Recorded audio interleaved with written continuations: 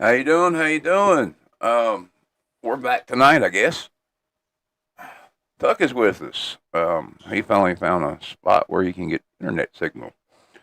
I forgot to play the music, but I guess we'll be okay. Um, and I'm slowly getting there. We just had a bug and kind of like a reboot. As you can tell, the name of tonight's stream is a Paranoid Times special research file. We're going to go back into the stuff me and him was talking about a couple of days ago before he, kind of lost signal. Um, but I want to add that every time I start working on this damn story, and I mean, it. This morning I woke up thinking that okay, this is some bullshit. Every single bit of it. Before I started the stream, I'm back to where I was originally. Um, Today, when I got back from paying bills, and I hate paying bills, I stumbled onto something that just made me lose my mind. Um, and also, there's another story, two stories actually. The first story was released today. These are two stories that were released today. One story I don't have a lot of information on, but I know it to be accurate. And the second story I do have quite a bit of information on. But the first story, and this is the way we should lead. We should lead this, and this is what changed my mind about all this. The first one,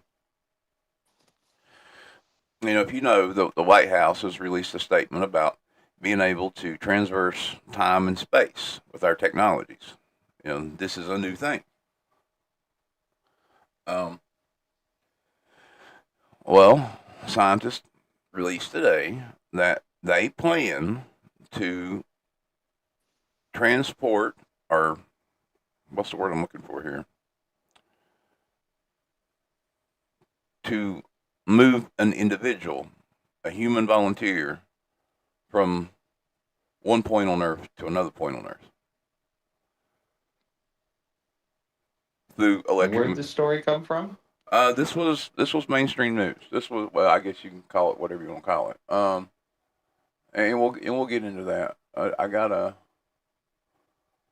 I'm looking for my other file. I gotta. Cause the one I was looking for I lost when I had this crash out. Did I send it to my lady? No, I didn't. I typed it in. Yeah. Scientists plan to transport a human. All right. Scientists are theoretically exploring human teleportation via quantum mechanics. This involves scanning, disassembling, and reconstruction of a person's 37 plus trillion cells at a new location using information transfer. While teleportation of particles is achieved, human teleportation remains theoretical due to the immense computation, energy, and philosophical hurdles in the destruction of the original human. Um, See, we've already figured out how to and have. China done it, we done it. I think we done it in partnership with the UK and Germany, but we have been able to take a soul particle officially, a soul particle, and this was at Oxford, um, to transfer a single particle from one point to another. Same particle, same identifying nature of the particle. Basically they tagged it with a radioactive signature and stuff like that. So this particle was able to be deconstructed and reconstructed in another place. For anyone that is having a problem processing what I'm talking about here, have you ever seen the movie The Fly? Oh, yeah. Okay, now The Fly, good movie by the way, but all versions of it. I mean, if you're an old school person, the old Fly, and well, anyway. But anyway, The Fly basically does that. Those are the guy is working on these things called teleportation pods. Teleportation pods are basically where it destroys and reconstructs a human from point A to point B. Um, Kind of like in Star Trek with the what is it? The teleporters. yes. Oh Now, wow. yeah, this same tech, same stuff, same application, same everything, and this is what they're working on. Now, me personally, I'm I'm I'm kind of like Bones on there. I don't want to be deconstructed and reconstructed and everything else, and that's kind of the way I look at it, and the way I'd always look at it. But at some point in history, we're going to be traveling that way. Moving from one point to another. Um, it seems like we are still on a trajectory for Gene Roddenberry's future. Um, the ideas he had, we talked about that a couple of days ago. Well, I mean, was it a week ago or a couple of days ago? We was talking about the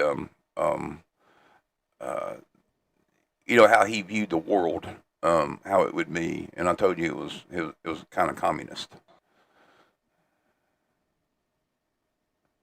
Yeah. Okay, Oh, you well, talking about with the Star Trek? yeah, Star Trek, ecosystem and stuff Okay. like that, monetary values. There's no money, but there's no money, but there is money.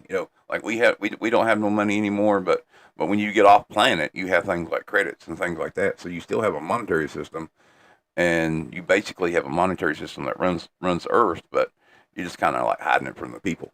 But anyway, I mean, like I said, it's a that's kind of the way it's always sets up. But anyway, the process, it involves measuring the exact quantum state of every particle in the body and sending the data to a new location, reassembling the perfect copy using materials while destroying the original. Now,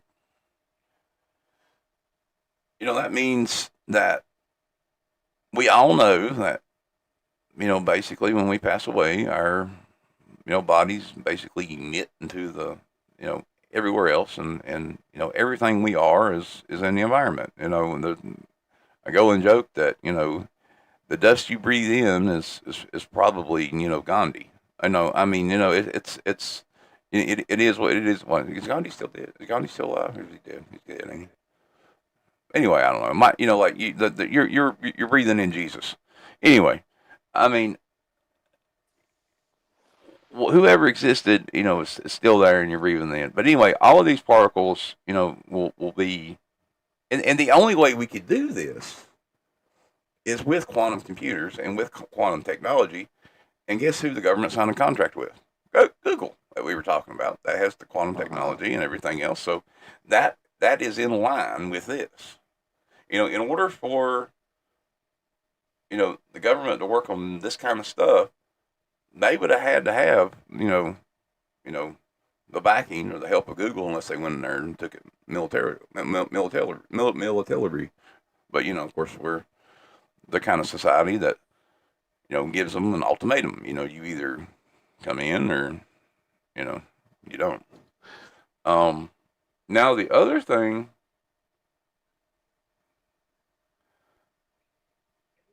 I wonder how soon we will hear about this when they do it.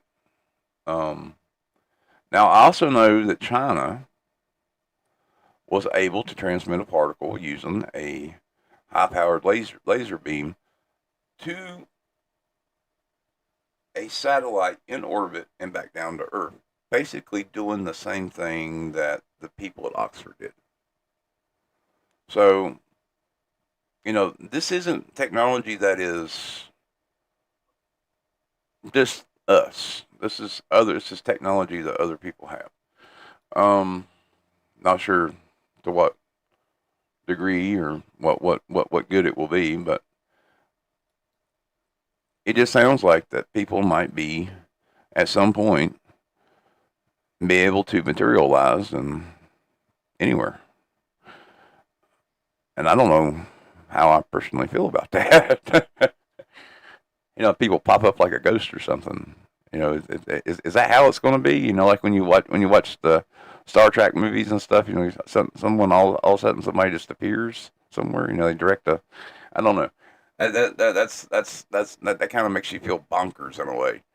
But now that being said, the next thing that made me want to like scream and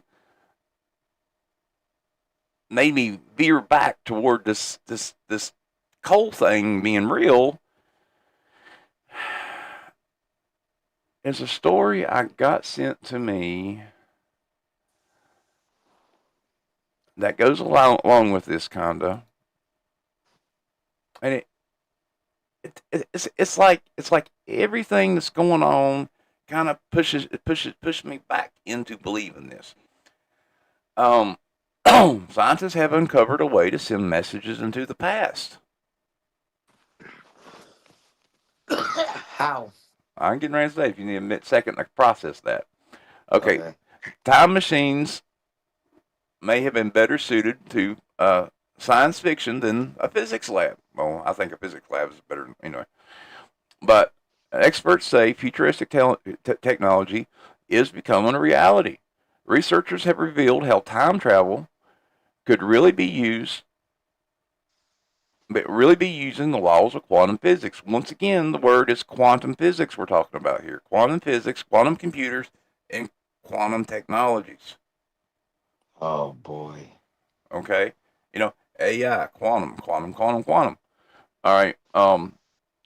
While their methods won't leave you, won't let you, this specific one right here, but while their methods won't let you hop back in time and, get to play with a dinosaur or something, but they can send a message in the past. And apparently, the way they're acting, they have. Okay. The researchers of the mind bending technique would work just like Christopher Nolan in the sci fi epic Interstellar. Have you watched Interstellar? Maybe. I don't remember it if I did. Tuck, I need to sit you down for like 2 months and uh, get you drunk and feed you pop culture and make you watch movies. Well, you know what? Winter's coming up. Yeah, yeah. I think that is an idea. I really do. I mean, you gotta. There's a point where you can have all the knowledge in the world, all the basic knowledge in the world, human basic knowledge. But there's a point when all these other people that have general knowledge and other basic knowledge, and they make these movies and they make these things, and used to my family would be like, oh, it's just a movie. But frankly, what I have been seeing, and it's not because it's a movie or anything like that. It's because it shapes the minds of the people inventing things. If like in the 40s, in the 30s and 40s, we had people talking about aliens and UFOs and spaceships and stuff like that. And if you just like strip your brain and you look at Elon Musk's rocket, and you're like, that is one of the weirdest things I've ever seen. But however, if you put in the stuff that you've grown up with, you're like, oh, cool. And you're like, you're old. You're like, oh, cool, because this is the same idea that people used to have back in the 40s and 50s of how these spaceships worked. I think while you were out of range last time, I did a story about these little tin men in Minnesota or something, or Milwaukee, and they basically, supposedly, in the 50s, would land in back whatever, and they had these like miniaturized versions that looked just like Elon Musk's rocket. It was some bizarre shit. I don't know. Anyway, If I think it was Jordan Maxwell that may have said this. It may have been someone else, but they said when you can no longer get the truth from the news, you've got to rely on your storytellers because they tell you what happened in your past, your present, and your future. I And so, agree. yeah, a lot of this stuff is they're telling us what's going to happen because we no longer have accurate news. I agree, and that kind of like terrifies me. It does, and it should terrify every one of our listeners, because if our people that run this country and people that come up with the ideas and the inspirations they're getting these inspirations from the same places I get inspirations from, and you know, I mean, like for example, I mean, and what we're talking about inspirations. A lot of you are familiar with my CERN story. A lot of you are familiar with my um, the government stories, the time travel stuff, the stuff about Charles Manson and everything else. And I mean, I have verifiable proof. There's a website I can go to. I was literally asked by a lawyer not long ago to be a first hand witness against NVIDIA and Facebook, because they use their AIs, their models that are supposed to go into things like robots and supposed to go into things that would do your everyday task in the future. All my videos, I mean, not just my videos, but they were in there. They were in the lot. So, You want it? huh? Oh, I'm talking to the dog. Come on. But you'd have these machines that were trained on this sci-fi and this horror and other stuffs and cooking and things like that. And I mean, if these are doing these tasks, I don't understand why these robots and stuff would need to be trained on the stuff that I wrote, which is scary. It really is. You don't need a robot to sit there thinking about time travel. But anyway, or So, monsters from the NVIDIA void. and others are using your stories to train AI.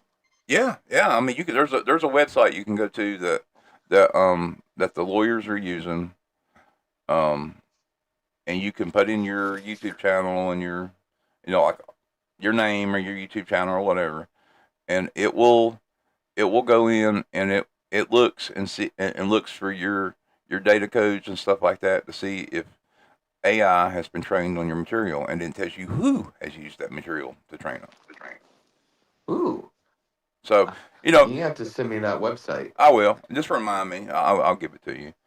I mean, it ain't like it's a top secret thing. I mean, but a lot of people don't know about it. And I mean, like I said, there's an active lawsuit against these companies, um, Nvidia for one, and Nvidia kind of blows it off. I mean, they're like, it's out there, and you got to think about when we post the video, we give them, we give YouTube limited rights to basically do what they want to with it.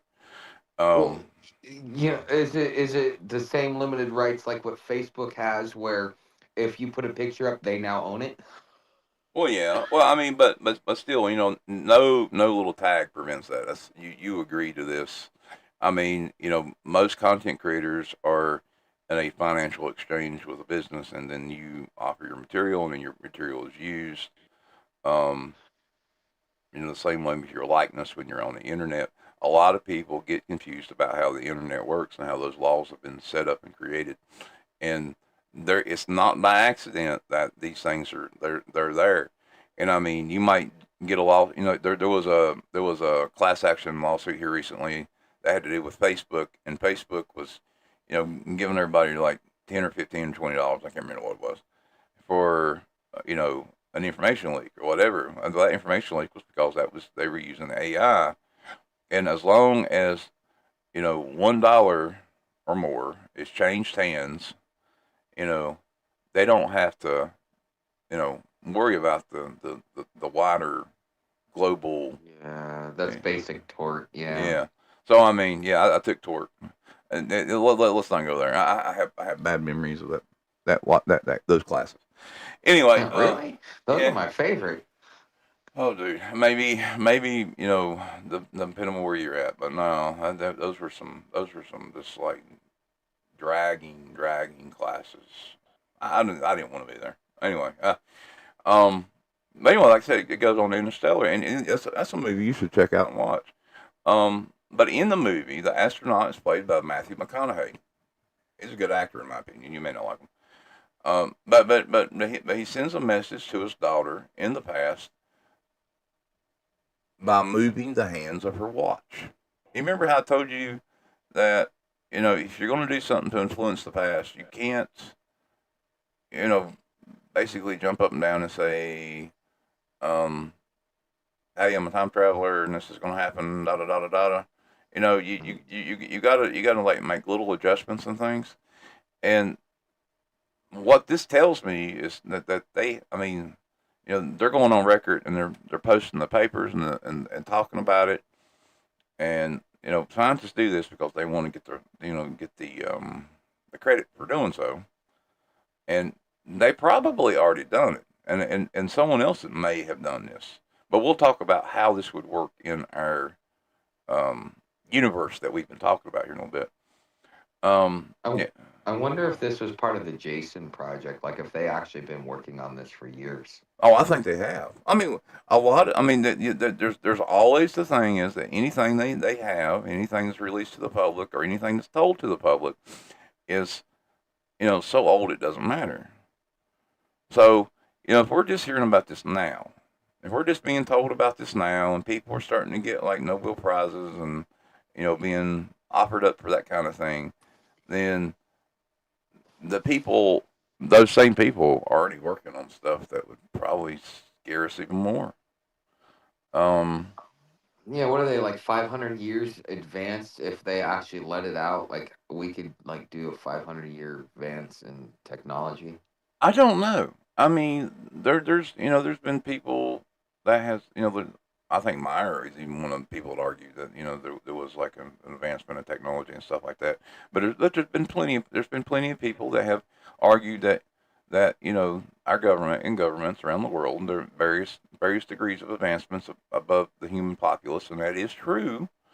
Um, I mean, you look, if you base that on just military technology, or if you base that on the fact that in the 50s, we were using tubes and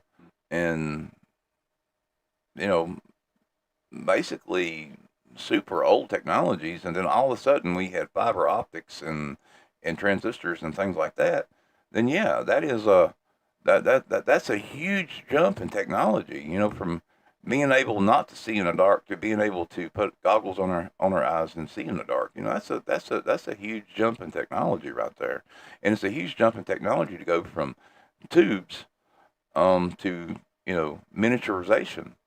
Um, I know you had to either growing up or something. You had to seen something with tubes in it.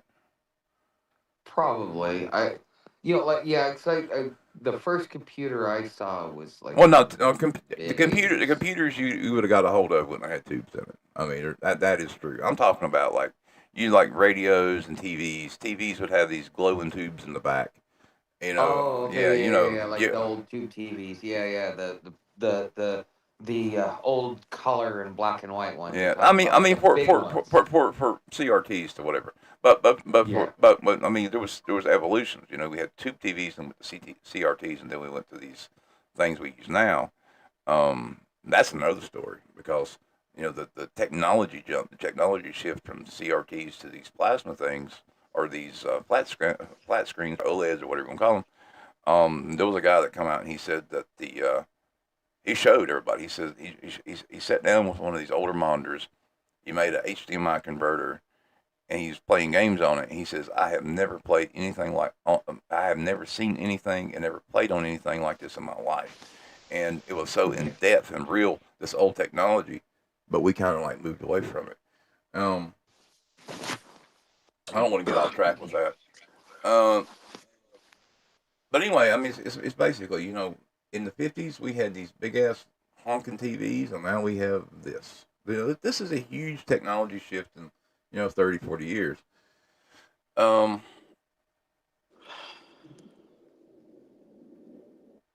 there's some kind of scientific term, and they normally apply it to GPUs. I can't remember what Moore's law, I think it is, or something. But anyway, Yeah. and you know, the co-author of this paper, and this is coming from Cornell University. They told New Scientist the father remembered how the daughter decoded his future messages, so he could instruct her on the best way to encode the message. It might be So surprising. Huh? say that again. Okay. Yeah, we're still talking about the movie here. You know, Yeah. the woman, she goes in, she says, the father remembers how the daughter decodes the future message, so he can instruct himself on what's the best way to encode the message. Well, basically, what he's saying is, she receives this message. He's there when she receives the message the first time, and he remembers how his daughter decodes this message or encodes, and yeah, how she decodes the message. She gets the message. His father watches how she does it. So he makes it easy for her to do when he sends it back to her. You know, you're creating a loop. Mhm. Um, you know, the same way is, you know, like with this coleallen business. You know, how would these people on the internet, these conspiracy theorists and stuff like that, decode a message from the future? This is kind of like how we would have to do it. You know, if you sent something back, you know, you'd have to have these markers, this, and I think these things might actually be pointing to, you know, a specific thing that's about to happen or a reference point that we do need to know about. Um, I just can't shake it. I cannot shake it. But anyway, it might seem surprising, but there's actually nothing in the laws of physics as we understand it that makes time travel impossible. According to the laws of general relativity, which is best described, which is the best description of the universe that we have right now, everything moves through the fabric of space and time on a set path. One possible path that something can follow is known as the closed time-like curve, CTC. Sometimes traveling on a CTC moves into the future before looping back on itself via the past that ends up exactly where it started. You know, the old saying is we live in a circle and we repeat everything over and over again. Um, you know, it's based on physics. You know, the laws of physics allows for these loops to form, but actually making one on a large scale requires twisting space time in literally infinite amounts of energy. However, on a very, very small scale, structures like CTCs might form naturally through laws of quantum physics. The people out there, the people out there that believe in um, the Mandela effect, this is your verification. This is your verification that the Mandela effect could possibly be real. There's a lot of people who think that, okay, well, I'm seeing this stuff and they got it in their head, well, I'm from another timeline. The truth is, you're not. The truth is that something you remember at some specific point has changed, and it's so small that a lot of other people don't that either didn't notice or didn't take note of it, but for some reason you did. So there's little things that are important to us as we grow up and go through life, and if something changes around us, like if you're walking along and a rock is moved out of the way and you walk you go on and you go back the next day, you're not probably going to notice if that rock is gone. you know Y- Speaking of that, though, have you read the Constitution like multiple times over the last 20 years? Because I've noticed that there was stuff that I remember being in the Constitution, like when I bought a book, the Constitution for my son, so he'd have it when he was growing up. To like, if you go look at it now, there's a lot of stuff that's missing that I know was in there. wouldn't that be an awesome way to change politics? I mean, Yeah, I wouldn't but say it's an awesome way. I'm just saying, wouldn't it be a interesting way for politics to change to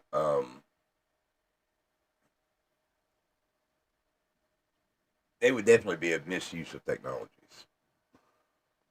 Yeah, it's just whose hands is it in? And I think as technology goes on more and more, we need to look at the content of character of the individual wielding that technology.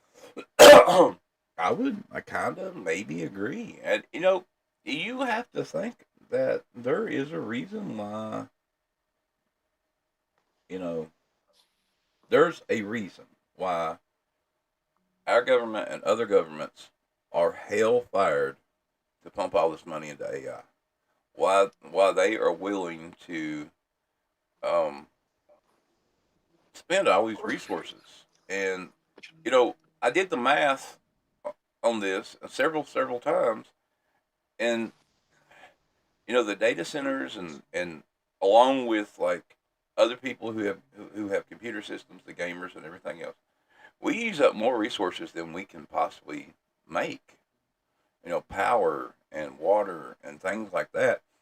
And when you add another huge block to the infrastructure, and we have no way of creating that, you know, that has to be important. When they said online, when Trump come out and he said that this is a Manhattan scale project.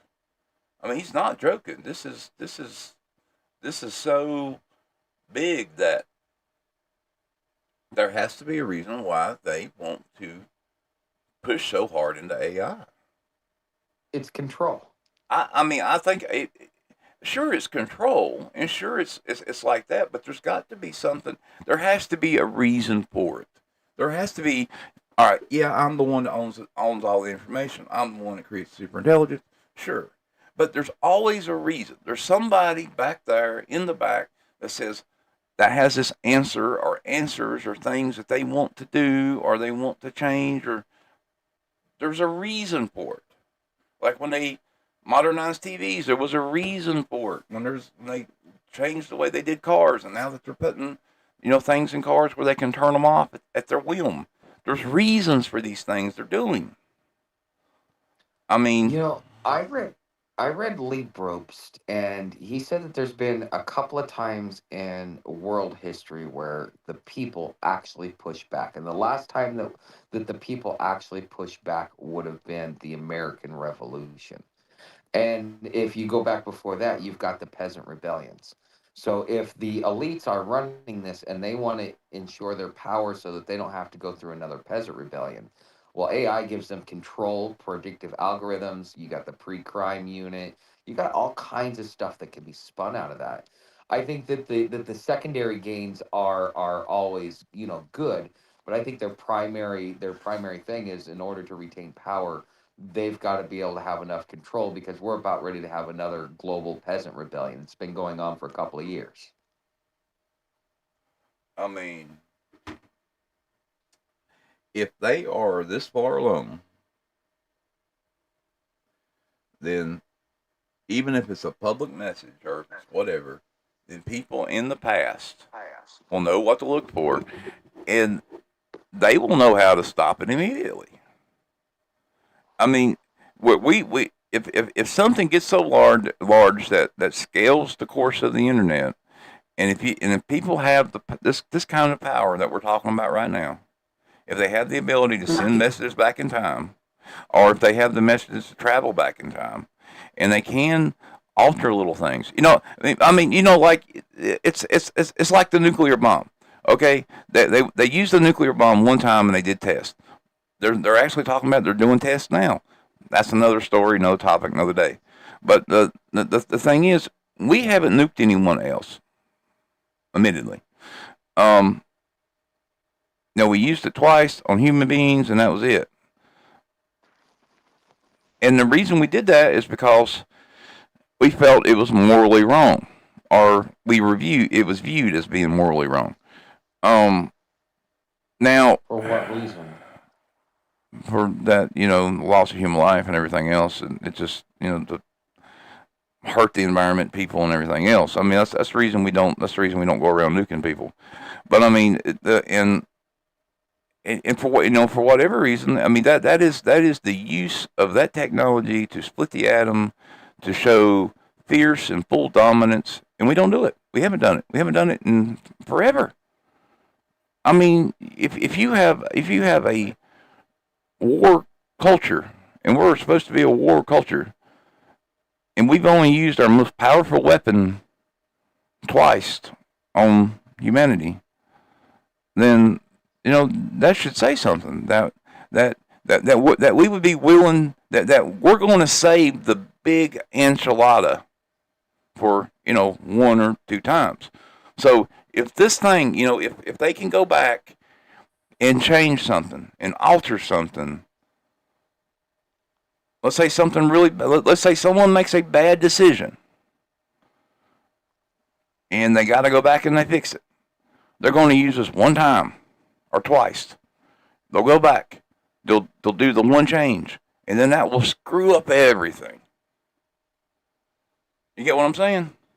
If you're willing to use nukes only a few times, something like this that can, if we have the ability, now going back and doing little things, those are tests, those are experiments, those might be markers from other groups, some rogue, people trying to say, hey, look, they're getting ready to do something. But but on a governmental scale, if they're going to go back and they're going to change something, let's say something really bad happens, or let's say something we ignore something, or our politicians decide it's something not worth noting, and we get hit by a meteorite and we could have stopped. I mean, an asteroid and we could have stopped it, or a comet or something. We figured out how to do it. We go back and we tell people. So, but going back and or there's another virus, or there's something else, and we figure out how to do that. That would radically change human history. So the big things. Those would create paradoxes. Those would create stuff like singularities, almost like black holes in our universe, and we would be at the center of it. So I think they would save the real use of this technology for something big. Okay, could it be just harnessing power from black holes? Because I've read from Meyer that in the future we're supposed to fix all of our power issues. We will learn how to get our black holes too. You're coming in and out. The powers. Oh, hold on, let me fix that. Is this better? Yeah, it's better. Okay, so I read from Meyer that in the future, to fix our power issues, because we have such a huge power deficiency, that we will learn how to harness power from black holes. There is some thought on that, actually, harnessing power from black holes. I mean, harnessing power from stars and then using black holes as a way to distribute the heat. See, one of the big problems that we have in power, it's not the creation of it. It's getting rid of all the bad stuff. Like, you can run, a nuclear power plant, and you have all this waste and stuff that comes out. You have all of the bad heat and stuff like that. See, at some point when we have all of these machines running and all these nuclear power plants running, and the new stuff they're talking about building, it generates a lot of heat, and heat is how we use to make power. I mean, if you look at it in the sense, we have not had any kind of leap in public technology. I mean, it might look like that. When I say that, you say, well, Denny, we have, they're building fusion reactors to make power, and we have nuclear reactors, and we went from coal plants to these, but they still utilize the same technology. These coal plants burn, they heat up water, they run steam generators, they make power. The nuclear power plants heat up water, make steam, turn turbines, make power. Water. What about geothermal? Geothermal turns turbines and makes power. But You're isn't that still, you're supposed to be still, the you're, cleanest thing we can do? but you're still turning turbines. You're still making steam or using water to some degree to create power. We have not had a real scientific leap forward when it comes to power generation, no matter how you spend it. These new things, these fusion reactors that they're building, these cold fusion things, when it's cold fusion is not really cold fusion, guys. It creates a shitload of heat, as much heat as the sun. Um, the reactors are the shape of a donut. And we could talk about that one day. But anyway, I mean, and that is a CERN type thing they use to make these things, and they're building 2 of these experimental reactors, and they're some of the biggest ones in history. China's building one, and we are building one in was it Denmark? I think. Oh, they're frankly they're far ahead with the project. That being said, we still use heat. We still create heat. We still make steam, and like I said, this technology has not changed. I mean, the first cars, the first motors were steam driven. I mean, so there needs to be a change in technology when it comes to electrical generation. And I think that might be where we're going. I don't. If we leap from, you know, um, any kind of technologies we have now currently that make power, and then we leap to something that mysteriously makes power, that draws power from a star or something. That's not our tech. That is tech from somebody who was thinking about stuff far, far away from here. What about like the whole Tesla thing with the where how he was able to use the Earth's magnetic field to generate power? Well, that is one of the things that we would be. That is a technology that is outside of the box. The stuff supposedly that come from Tesla is not technically human in a way. I mean, the way he processed things, the way he thought things, the way he built things. I have a book on my shelf in there. It's a hardbound old copy, and it is full of his patents. It's an interesting read if you can understand it. You go through it, and you look at this stuff, and you match these patents with like modern day things, and they are so bizarre. Like You know, the technology is just so bizarre, and we haven't even really touched base on some of this stuff. The way he made motors, the motor he made for the friggin' dam, the big dam, what is it, the Niagara Falls. The motors are still running. The ones he handmade for Niagara Falls are still running. Um, you know, we don't have that kind of longevity in technology. And I mean, for some reason, he was able to do this. But yeah, he designed a way, or he figured out a way where we could harness the Earth's electrical um, uh, sphere, and harness that power and pull that power. And yeah, and then he could figure out a way to amplify it and make power Wi-Fi. I mean, you literally can take his same principles. You can take well, that's actually something I used to do when I was in your situation. You can take these like bulbs and things, and you can get around those big ass power lines that are out in the woods, and you can go under them, and they'll light up. oh really? Yeah, yeah. You can. Oh, if you're willing to do it, I mean, you can technically harness that kind of power. You can kind of utilize that kind of power. Um, Wow. there's little devices. Like how you do wireless charging and stuff, like over your Uh huh. phone. Well, hypothetically, and I've seen people do this, build these things and use these things, and I mean they're not that hard to do. Um, you could go under those big power lines, and you could take one of those units and just sit there, basically put your camp there, and your phone will charge with one of them wireless chargers. Wow, I crossed three of them today. Yeah, yeah. I mean, I've seen people do it. I mean, You know, like I said, as a kid, we used to take those fucking. Sorry, we used to take those. UV lights and go up under them, and they light up. I mean, they're just high voltage lines, and they're throwing that power, and that is basically what Tesla thought you could basically electrify the world.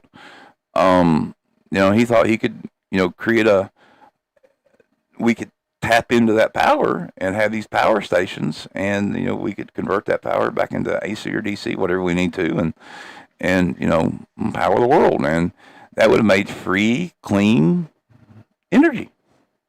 What we did with that energy, even though the story. But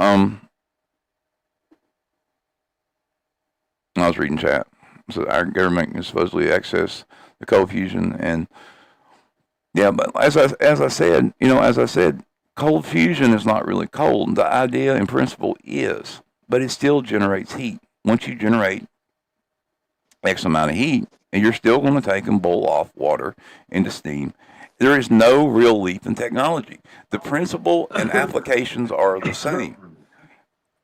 The only advance forward that we have ever seen in this country is like Tuck said, and it comes to fucking Tesla. I mean, there needs to be some advancement out of everything that we've done, out of all the advancements, and out of everything that we've come up with. There has to be some other kind of advancement. I mean, we go. There has to be another step. There has to be another step in the process chain.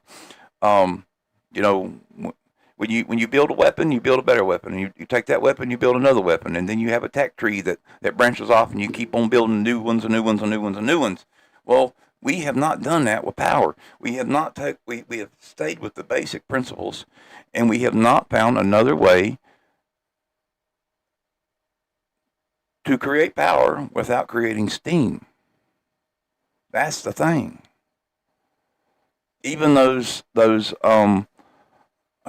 I mean, if you want to get into the more exotics, they have these things. A lot of farmers they use these things, and they use it in Australia and other places here. They use them here too, but they're called sand batteries, and the sand batteries collect heat from the sun, of course, and then take that heat and boil water to make steam to make power.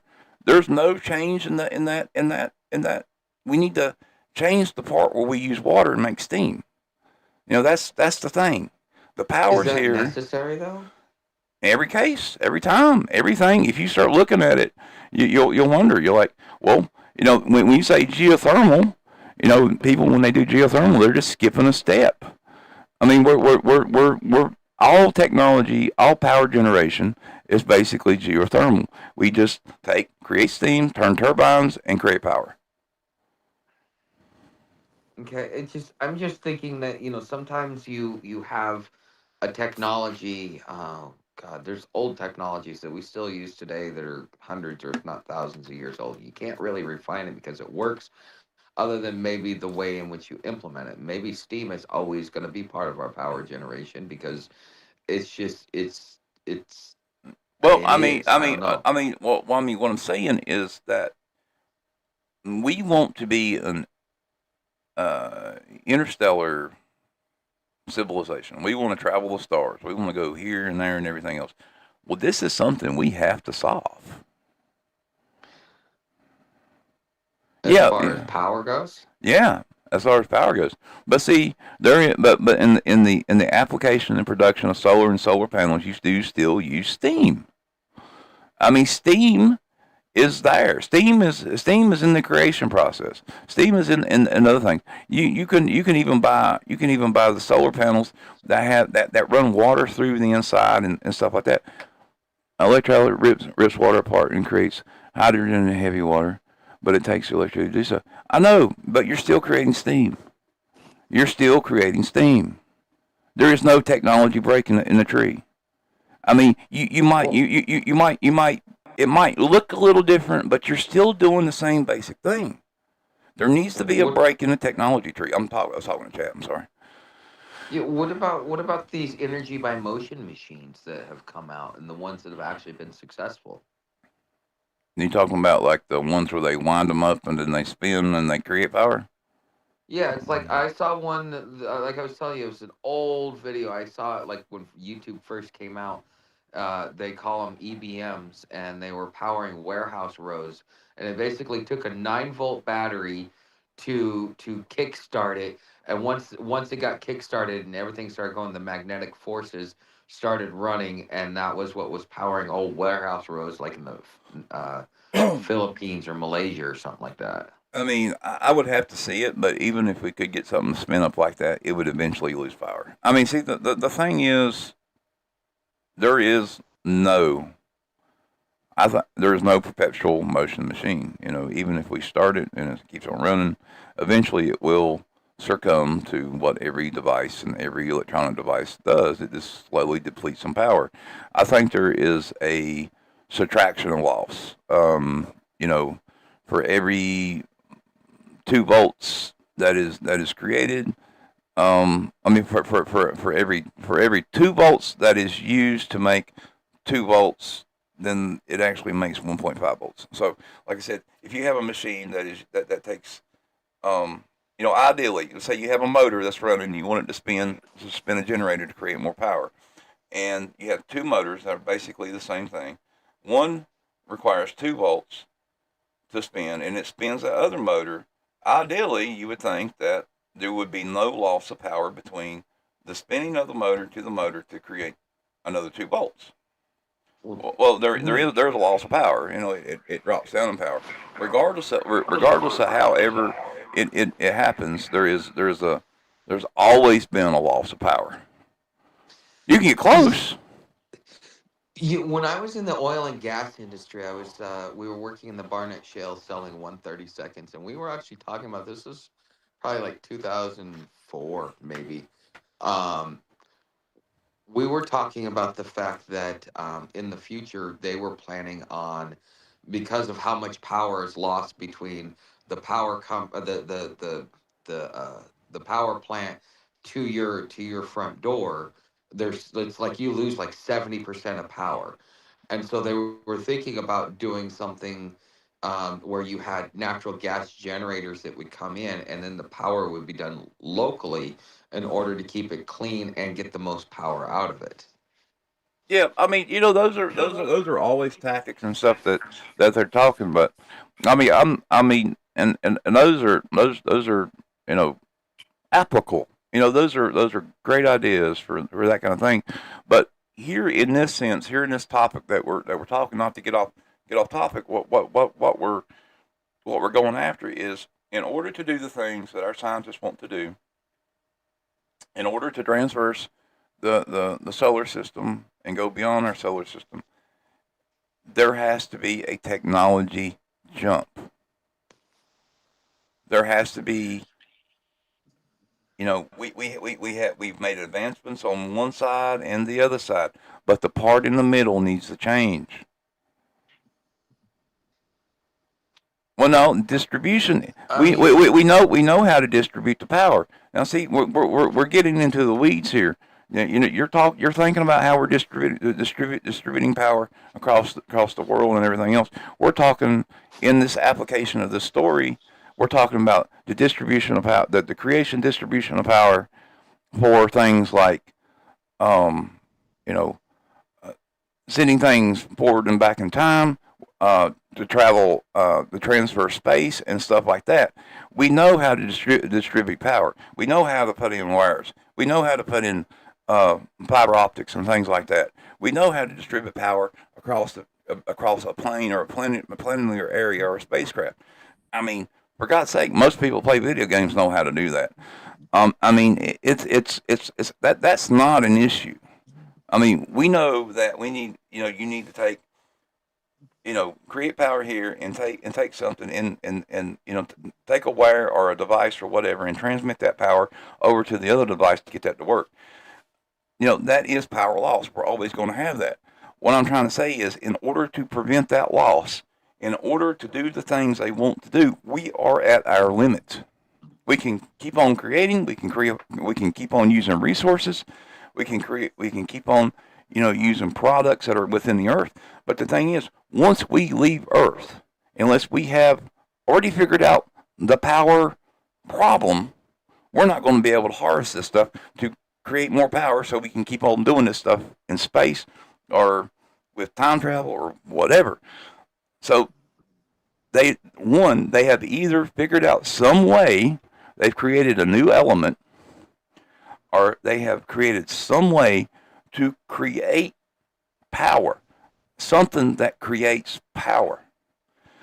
Another article that was recently dropped is they believe, see, there's a thing called ghost particles.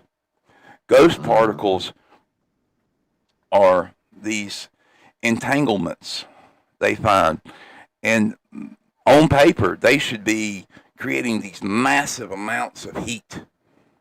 Well, scientists now believe that these ghost particles actually distribute their heat into another dimension. That's the only way for these things to possibly work. The only way for these things to float. And I mean, it goes back to the whole black hole thing. The black holes, they're running, they're spinning up. I mean, think about how much heat is generated from a black hole. I wouldn't think any. Well, I mean, you have the, well, yeah. I mean, anything, friction, everything. You're creating heat. Yeah, that's right. I mean, anything, like the sun. I mean, you're still creating heat. You're still creating radiation. You're still creating light or whatever. And you don't see no light from a black hole. You don't see none of the stuff from a black hole. And this is going somewhere. And in order for us to harvest the energy from a black hole, it, basically what one scientist said back in, I don't know, the 30s. He said, if you want it to make power, you have to see it. You have to feel it. And he's talking about the radiation it produces. Like I said, the mechanisms for creating power creates heat, and therefore you can feel it. You know, um, there's always heat. There's always the transmutation. I mean, transmutation. I can't talk. Of one element or one product to another, and that's where we are. I got to use the bathroom, and I need a cigarette. We've been at this for an hour. Um, Short break. Um, I get stuck. You might want to check your local area. I'll throw on music, and I'll be right back. Okay. Okay.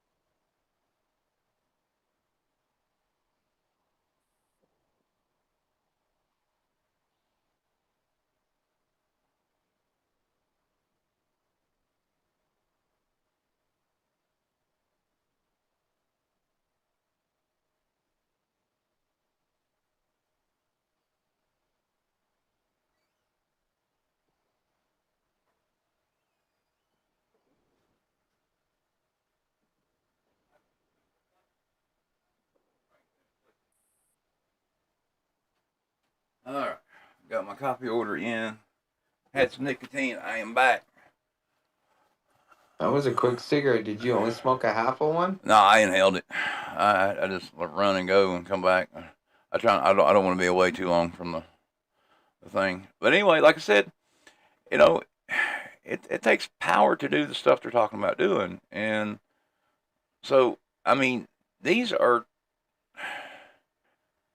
technology points that they've had to have solved.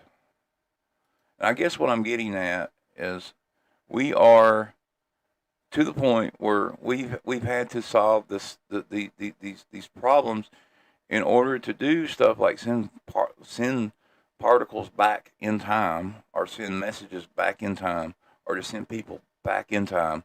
This requires an insane amount of juice.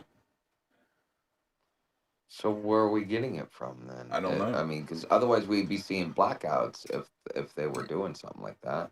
Or you think they're using CERN as a way to be able to Well, do now it? CERN uses power, doesn't really create it.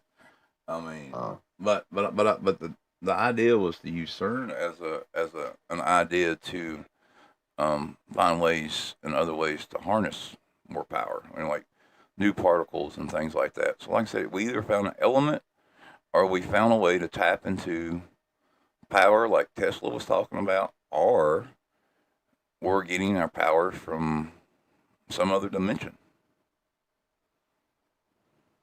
wow. And so all of this stuff with time travel, with this guy coming back and the advent of AI and everything else like that, you think this is all tied together? I think, yeah. I mean, we haven't even got to the other paper yet. I mean, we're this was the stuff that was just on the hour to get to this. Um, that's what's crazy. When we get in here and we're trying to explain this and try to go through this and try to talk about it. I mean, we're we've spent an hour talking about physics, entanglement, time travel, power usage, and a host of other stuff. And you know, and these are just new stories today. Um, but anyway, like I said, it says on a quantum level, two particles can become entangled, which means that what happens is one particle affects the other, even if they are light years apart. Like if you, if your future self can create a particle, and you create the same particle, then at some point those particles will become entangled and will create a loop coming back to you. You follow? Mhm. Sort of. Yeah, this is really complex, but my brain's following along. Okay. One possible way to explain this effect is which Einstein called spooky action at a distance. It's to say that one particle is actually sending a message backward in time to the other. You know, particles, light, stuff like that don't behave the same way that um, that we do. And I know that doesn't make any sense because we are particles, but still, rather than assuming that they are part of one massive system or that they are sending information faster than light speed, the particle's sensitivity is explained by receiving messages in the past and telling them how to react later. Um, that may sound absolutely mad, and I'm sure it does to you and everybody else, and it even sounded mad to me the many times that I have read it and actually studied this. But there's no way to disprove it. Um, scientists in 2010, scientists actually came up with a way that mimics close time like curves using entangled particles. Professor Seth Lloyd, a quantum physicist from Massachusetts Institute of Technology, says it was the equivalent of sending a photon a few nanoseconds backward in time and having it try to kill its former self. The whole Hitler theory, you go back in time, kill Hitler. Um, Mm-hmm. or if you could create Hitler, Hitler would go back in time and kill Hitler. Yeah, kind of thing. Um, what this creates is a bit like telephone with a direct connection to another device a few moments earlier. In theory, you could use something like this to pass messages back to yourself in the past, just like a real phone line.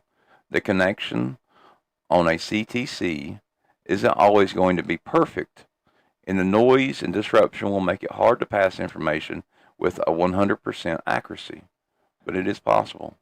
Professor Lloyd says nobody nobody's built an actual physical closed time-like curve, and there are reasons to think it's very hard to make one, but but all cha- but all channels are noisy. And this is where the insight of Matthew McConaughey's Interstellar comes in handy. And then there's like a little picture here. It says past, future, and it's got the mathematical thing. It says decoding, encoding, and anyway, in their new paper, accepted for publication in the Physical Review Letter, Professor Lloyd and his co-author write, the father who is in future may retrieve his memory of a past event he witnessed, even including the daughter decoding the message which he is about to send. It would thus not be surprising that he will consult his memory of the daughter decoding the message in the future so he can maximize the effort of communication. In the sense of the coleallen thing and the weird X account. Okay. Let's say that there's a scientist, this Henry guy, and he had a theory that he could do this. So he would create this account, and in the future, whenever he wanted to, he would send this message back to himself, and his old self would have changed and posted this one thing. So then, would that could also bring you to the conclusion that travel is in the future? We're just experiencing the future right now. Yeah, yeah. I mean, you can argue that everything that's happening now is well, yeah. I mean, everything that's happening now has already happened. I mean, but you'd still arguing the fact that that nothing we're doing is predetermined. I, No, you still have a choice. I mean, I hope we do. I mean, I do. I hope we do. I hope we have a choice. I mean, you know, sometimes you don't feel like you have a choice. Sometimes you feel like you're guided, directed towards something. You know, a lot of us have experienced that. Um, Yeah. but anyway, like I said, this seems to be legit science, and they go through it and they talk about the thing where they fired a laser beam into a crystal, a time crystal, and causing the particles to split. Um, yeah, this is a whole nother can of worms. Yeah, this sounds, it's very simple, but the brain wants to complicate it. Yeah, I I mean, agree. I mean, you could see it on a graph, and you'd be like, "Oh, okay, that makes sense." But then your brain still couldn't wrap around it just because it doesn't fit what we currently know. That would be that's something else. I mean, I don't really have much words to say for something like that, but that's because I mean, in reality, we're getting to see that maybe we're thinking that we already have time travel when in reality we're just finding out that, hey, in the future we can time travel. Well, see, that's the thing is if you know like we talked about the other day. How long has it been since you've been gone? 2 days. I was only gone yesterday, well, Yesterday. 2 days. 2 days. Okay. Yeah. Okay. Here's the thing. As we spoke about in that video, if you believe in time travel and you believe that time travel is possible in the future, then time travel is possible now How is it possible now? Because we don't have the technology. because we would. Somebody in the future would come back in time and tell. somebody here how to time travel. I mean, it's just human nature. It's just the way it is. I mean, like if we know, if we think the time travels, and say I already think that's happened. I mean, that's a standing idea. Physicists argue that if time travel is real, then you have to. If you believe in time travel and you believe that we have achieved time travel in the future, then we have achieved time travel here, because at some point, sometime, somebody's going to come back here, and they're going to let the egg out of the basket. Then I think other people have. There's now we're probably not going to do that part of it tonight, but there is a video old. It's 7 years old, and it comes from a channel called Apex TV. Apex TV done a lot of weird shit like I did, and they also had a lot of call-ins, and it was kind of like had the coast to coast AM feel and all that stuff. Well, anyway, one night they got a message, and it's this guy claiming to be a time traveler from 2033, I think it is, and he talks about 2023. Now, I think originally I would have called bullshit, and back then I did call bullshit. But now, going back and listening to that the other day, this guy was right about so many things. It's crazy. He was the things he was talking about the the brain chips. There, Elon's working on the certain things that we'd run into, and yeah, it's worth a trip down memory lane just to see what this guy was talking about. Now, either he's really good at reading the room, or I don't know. And I mean, he leaves a message, and he's talking about how time travel is you know in the future. It's pretty much like what people can do whenever they want to, and they kind of take vacations and shit, and that they are restricted from what they do. But yeah, it's something we'll do that tomorrow. Okay, we'll do that part tomorrow. Um, Happy Friday, yeah. May Queen 4780. Boy, you gotta love those YouTube names. You want to put in something you want, and they add something to it. Um, or maybe you wanted that. I'm not trying to offend you. I'm sorry. I'm just saying. I mean, I bet you typed in May Queen, and then they said it wasn't available, and they gave you a number attached to it. Tuck, the first name you picked, was it available? Hobo Prepper was, but no. Once I went to Friar Tuck, I actually had to put in some digits Yeah. because apparently there's some other Friar Tucks out there. I mean, that I can see. There's for some reason there's not, like when I was growing up, I always went by like my earlier time on this earth and computer world.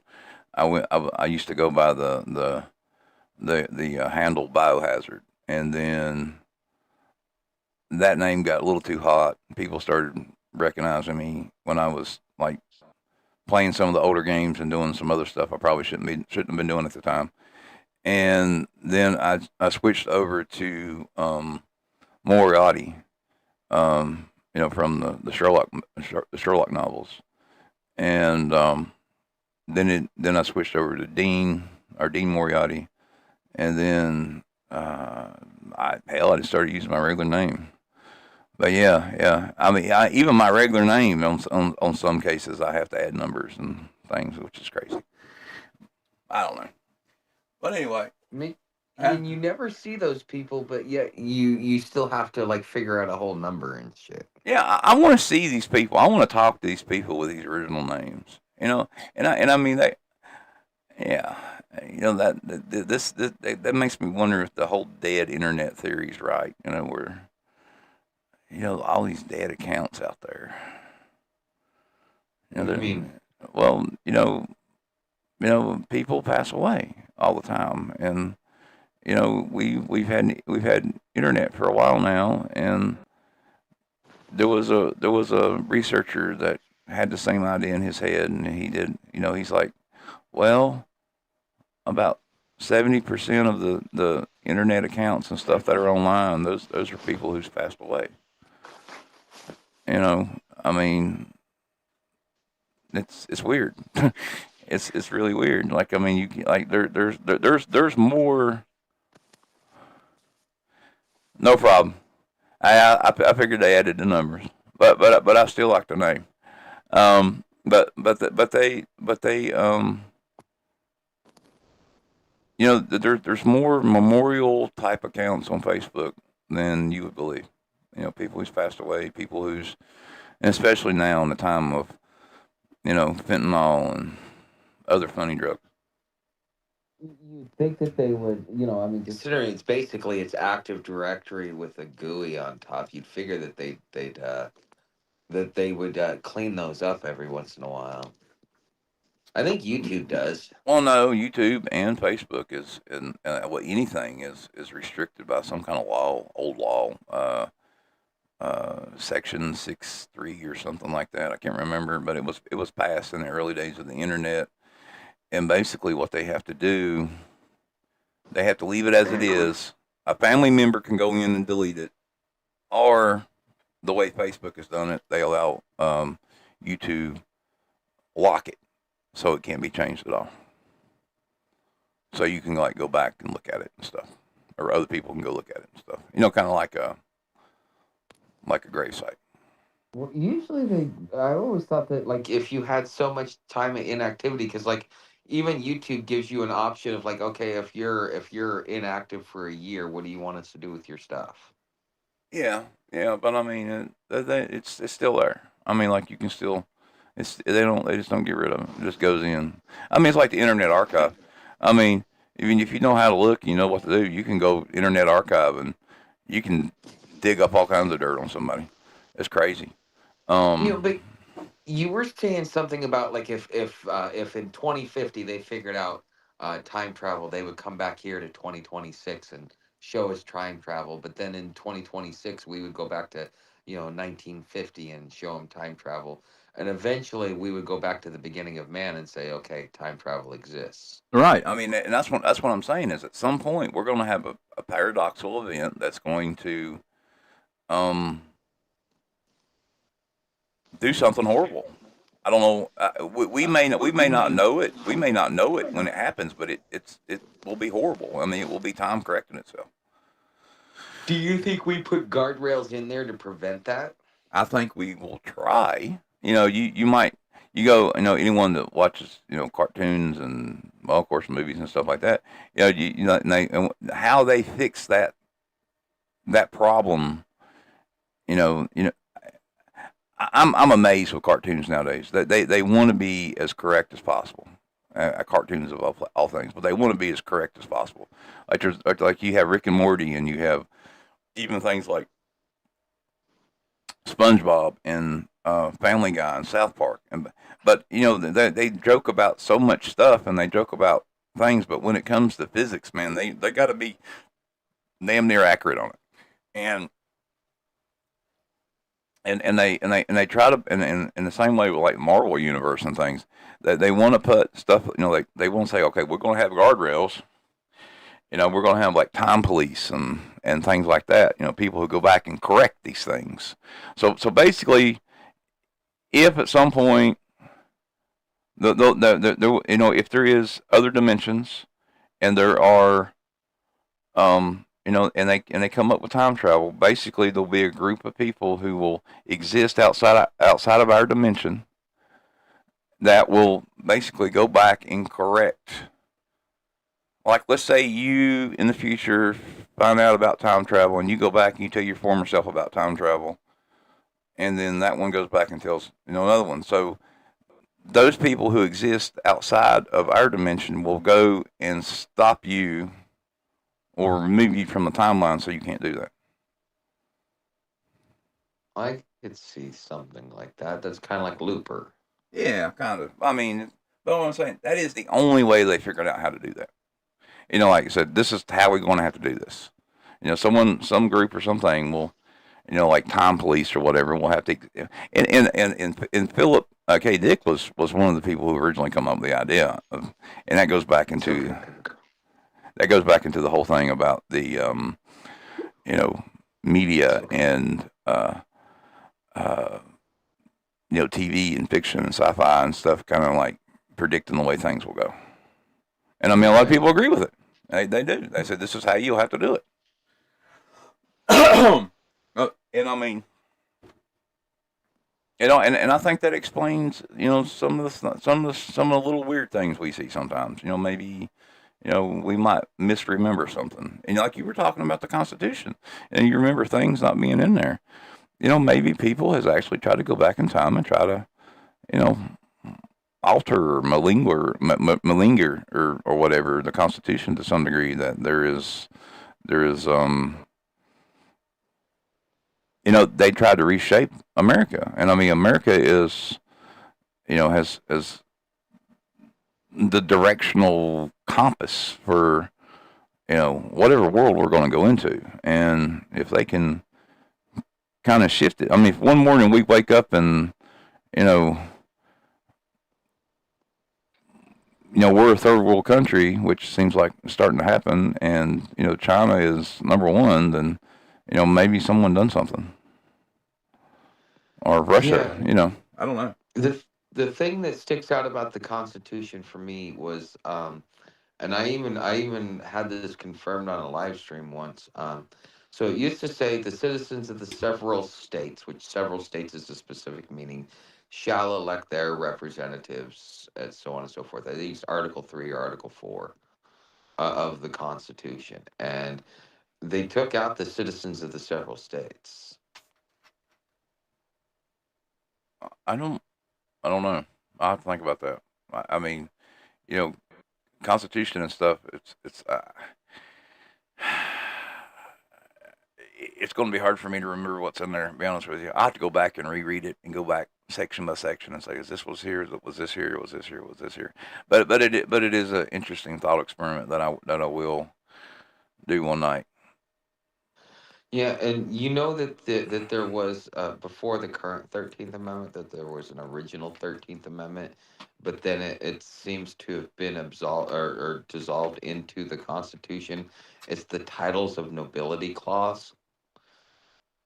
I remember something about titles and ability, but I thought there was we couldn't have titles and Yeah, ability you can't and be an American with the title of nobility, but now it says you can't be a U.S. citizen, I think.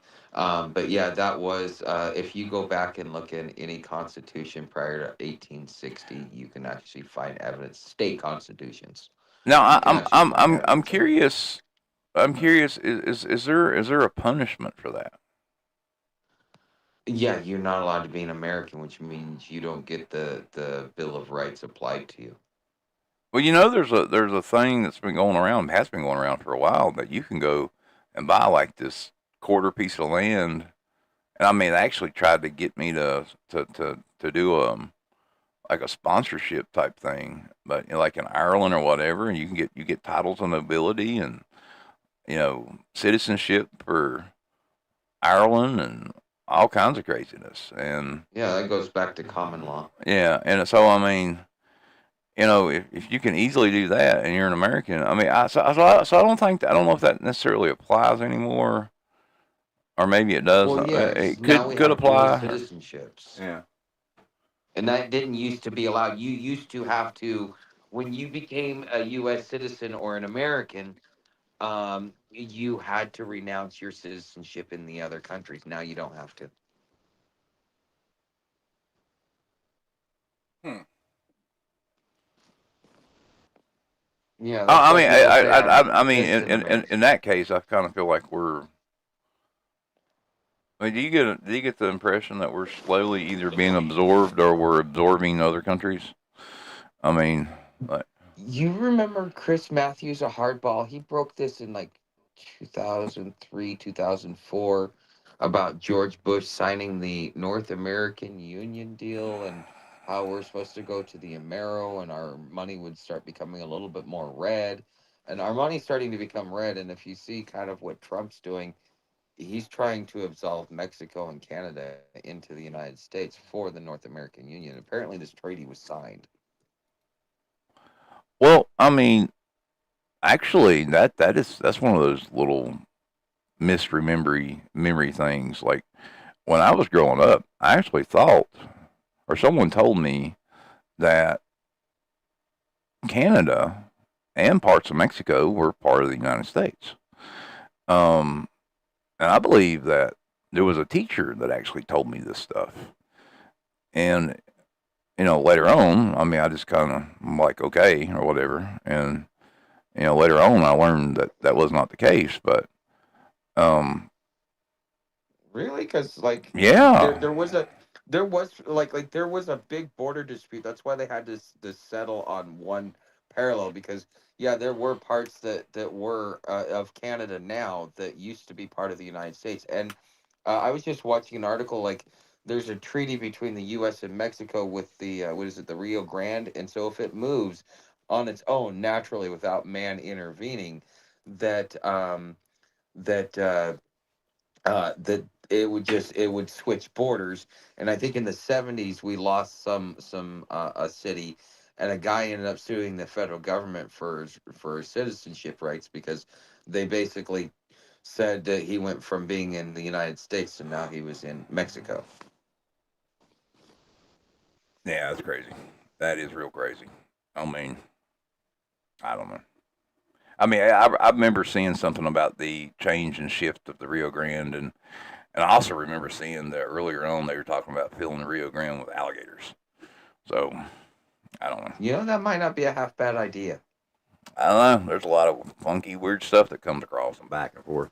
You know, I'm all for you know, certain people coming over to the United States and being part of the United States. So, uh, I mean Yeah. that's kind of the way we been, but you know we need to watch who does come in. I mean, we do. You know, it's funny. I came across a stat a few months ago, coming to find out that like so out of all of the benefits that are being given out to all the to everybody here in the states, only 40% of the people that are receiving benefits are U.S. citizens. The other 60% don't even belong here and should be going back home where they belong. So like we're talking, and this also goes into the erosion, but of sovereign borders and stuff like that as well. That is true. I saw the same thing, and I mean that's been the heart and the topic of like what the Republicans have been talking about. Saying we're spending this much money on this, and it's affecting and messing with the Medicaid system and the Social Security system, and it's not good, and it's breaking America. I mean, And and of course you got everybody else talking about, well, we spend all this money in war and stuff. Well, that is the idea of us spending all this money in war is to protect American sovereignty and the actual American citizens that live in America. I mean that is the basic idea behind the whole process. Protect Americans, make money. Protect Americans, make money. All. I mean that is how it all is, and you can't have this welfare system and expect it to continue to go as it is going, and more people want to come into the United States that do not want to contribute to a society. And some of these people that are doing it for not because they're looking for a better life. They're doing this to actually break the United States. oh yeah, did I? Yeah, I've told you about the conversations I've had with those some of those people on the caravan and stuff.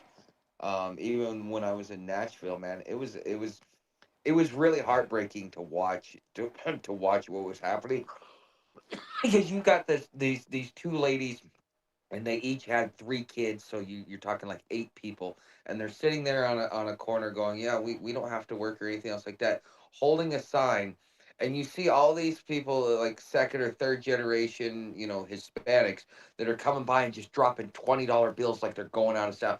I watched these ladies in the because I did an underhanded interview. I don't remember if it's on YouTube or if it's on my Patreon, but those ladies probably collected $200 or more in the course of about 20 minutes of me standing there because of all the 20s. And it wasn't whites or blacks or anybody else. It was just the Hispanics that were handing to Hispanics.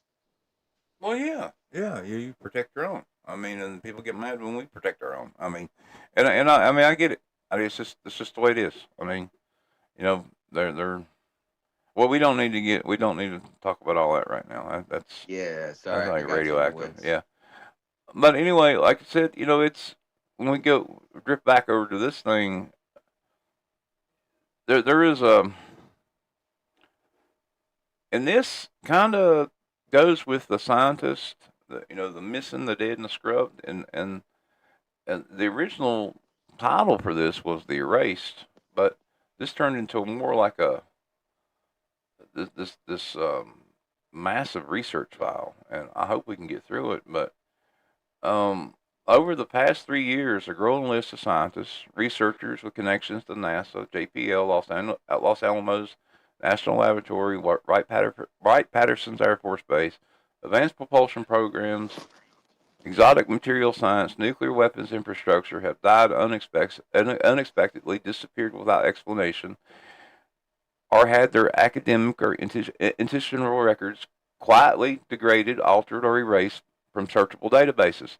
Now, there are a lot of people that should know that I did a long ass video on the scientists. If you haven't, please go watch it. You hear me ramble on for 3 hours.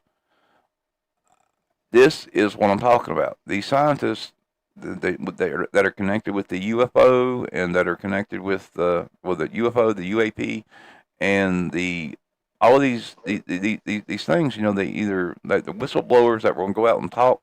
They were going to go talk about these things that we have been talking about for the past hour and 30 minutes. They have made discoveries, or they know about discoveries that have been made, and they were going to blow the whistle on them, and they were going to talk about them. These are the things that we must do in order to achieve the things that they want to achieve. Because it makes no other sense. Why not? I mean, that has been the case. I've been racking my brain. Why all of this money and resources being dumped into AI? Why is this happening? Why? What is the end goal here? What are we trying to achieve? And it's not what we're trying to achieve, it's how we're trying to utilize something we've already discovered. I'm pretty sure. That being said, each case is unique. And like I said, I go into each one of them. A hiking accident, a health crisis, a suicide, a car crash, a quiet retirement. But none of them are taken in isolation. And if you look at them from outside the box, they wouldn't raise a flag. And this has been happening for a long, long time. Like when I went into the video, I was talking about microbiologists. I was talking about that, back around 9/11 and how all that stuff happened. And I was talking about the nuclear scientists that, we went and took out. If you want to change the course of human civilization, a culture, or whatever, you take out their scientists. You don't take out their leaders.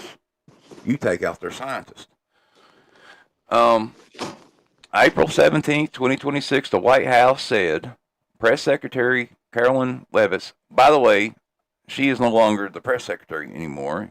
You guys don't know. Really? I think she got pregnant and she's no longer, she's there in a non-official capacity, but I don't know what's going on with that. I think I'm right about that. One of them is. Anyway, announced that the administration is actively working with all relevant agencies and FBI to holistically review all of the cases together and identify any potential connections. Key takeaways is the FBI and the word holistically. That is a weird term to use. I don't think I've ever used I don't think I've ever heard all the time I've been on Earth, and all the FBI papers and research papers that I have seen, have I ever seen the words FBI and holistically in the same sentence together? And everyone knows what holistically means, right? Yeah, natural. No, holistic is a yeah. I mean, it is natural. I mean, when you look at it from that term, but when you holistically, you know, it's in the way of characterizing by comprehension of parts or something as intimately connected or explicitly only by reference to the whole. So even if these individuals knew each other or they worked on the same projects or they did some of the things the only thing the FBI they want the FBI to look at or the White House to look at they want the White House to look at is you know if there was a larger actor that was involved to messing with them, so they don't care about the whole whistleblowing thing. They're trying to say, well, if we can prove that Russia didn't do it, and if we can prove that China didn't do it, then you know, we can go with that. But the thing is, it's probably not neither one of those. It's probably something else they know about that is actively getting rid of these scientists. April Do you, 26th. Huh? Go ahead. do you think, considering we have our own UAPs, you think we're just carting them somewhere to continue doing their work outside of the spotlight, like in a willful prison? Maybe, or maybe that at some point, you know, Elon Musk and a whole bunch of other scientists were working on that. And even it goes back into the Epstein stuff. They were working on that brain upload stuff. And Yeah, Neuralink. so, at some point, you don't need the scientists. You just need 10 minutes of their time and their brains. And I mean, that was the basic idea. One of the ideas behind, um, there's a term that goes around on the internet sometimes. It's called your digital twin. And everything you do on the internet's monitored. Everything you say on the internet's monitored. And so these corporations and companies build a model of you. They build a clone of you, and they can kind of predict what you will buy, what you will do, what you will say, and then you got these precog things, and this is like an earlier version of this precog thing where they they know what you're going to do and what you're going to say and what you're going to work on and what you want to buy. I find it weird that there was what's it 7 years ago, 8 years ago. Well, I seem to be all of a sudden looking for something to do, and I started getting these ads about cigars, and so I started reading these things about cigars, and I don't know why, and I started reading about cigars, and I started reading about humidors, and it seemed like all this was like directed toward me to give me something to sell me to, and it worked. I mean, I went and I bought a $500 humidor. I went and bought cigars from different countries and things like that. I still have them. I You don't never smoke. I smoked don't them? smoke them. I mean, I might have like one a year now. I mean, maybe two. But I mean, they're there. I give them out to friends sometimes. But it's a thing. Like I was like super like into this, and I mean, before that happened, I was never interested in this in my life. But they knew what buttons to press. They knew what I needed to hear, what I needed to know, and they made it happen. And I And this mean, is 7, 8 years ago. yes, That's when they started doing the whole thing when they started listening in on you and you started getting it started that's like whatever you search, whatever you listen to, whatever they started using that to compile data so they knew what ads to serve you. And so you probably hit the precursors of the demographics that they wanted. And if you just write enough art, like as part of like SEO and marketing, you write a bunch of articles about it, so therefore it makes you an authority. And then when people are searching and it brings them to your website, it's kind of a way to kind of grow a business.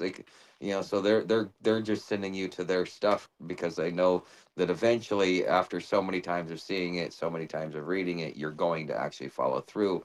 Because as humans, I mean, we learned this with Edward Bernays. With humans, we have certain instinctual reactions that we can't overcome. And so if you hijack that and manipulate it, then it just makes it makes it to where you really don't have a choice in what you're buying. You're buying what they're telling you to buy after they've conditioned you to do it. Well, I mean, that goes back to what I was talking about, the digital twin. Um, there's a update to what we. No, that's what I'm saying. That this, as I'm literally going over this report for tonight. I mean, there's literally more stuff coming in to support what I'm talking about. Just now, the Pentagon says the U.S. military to be the first AI first fighting force. Um, which means like the decisions, like the U.S. military plans to increase the use of artificial intelligence to further after the Pentagon agreed to a new and expanded contracts with some of the biggest names of technologies. Under 8 agreements with Google, OpenAI, Amazon, Microsoft, SpaceX, Oracle, NVIDIA, and the startup Reflection. We should get into Reflection. Um, the Pentagon said an AI technology will now be used for lawful operational use. These agencies That's accelerate. scary. Yeah, it says an AI first fighting force. Yeah, that goes back to the guy we were talking about, the one that that's building Skynet. I think this is Skynet. I no, Well, yeah. we go back to the whole we go back to I was talking about like movies and stuff like that. How people are their minds are trained to think certain ways and this is the ideas. The generation now is the generation that was, and those are the ones that grew up watching these shows and these TVs and these movies and stuff, and they're thinking some of these people think that this is a great idea. They think that they can control it. Well, yeah. The people who make the worst decisions are the ones who think they can control the monsters. They think they can keep the monsters on the leashes and the chains and stuff like that, but eventually they turn against them, and it's that's what we're seeing here. I mean, Yeah, yeah. that's a human condition, though. I mean, girls try and do it with bad boys, and then they realize they can't tame them. Well, same way with bad girls, but anyway, I mean, you have that problem, but Yeah, like, we go ahead. Sorry. well, I was just talking about what President Trump said, and after that, he says, "I hope it's random, but we are going to know in the next week and a half." Trump confirmed he had just left a meeting on the subject and called the situation pretty serious. Now, that seems to me that Trump was thinking, and people in that meeting were thinking that this was connected to something that they don't want to talk about. Um, you probably don't get to see a lot of the Trump press things, do I don't you? see anything. Yeah, I know okay. nothing about the news. I had to ask on my live today what's going on in Iran because I don't even know what's going on Yeah, there. I'm not. I don't even follow Iran anymore. I mean, I see bits and pieces. I don't. I try to stay away. I used to be like hard pressed and like gravitate toward that and watch everything. I just don't watch it anymore. I just. I'm just wondering if we put Marines there because they were talking about it, and I don't know if it ever happened. Yeah, we are OT. We are OT out there. So I mean, it doesn't. It does. That doesn't.